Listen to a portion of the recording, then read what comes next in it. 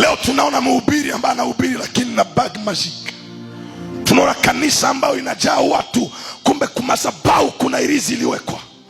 Tunaona mtu anasikilika, tunasema pengine ni muda wa Mungu kumuinua, kumbe amechukua namba ya kuzimu, anaanza tumika nayo.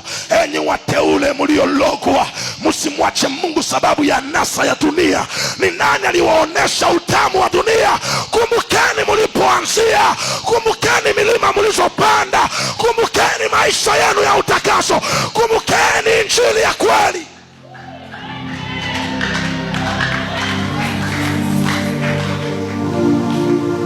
Na wamesimama, wamejikokotea mamilioni ya watu, wanawafuata, na kanisa linapotea, na kanisa linapotoka, na manabii wa kweli wanapotea.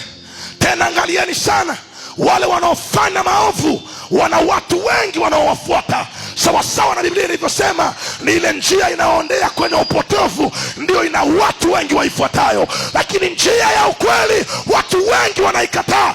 Usikatae ukweli wakati inahubiriwa, usikatae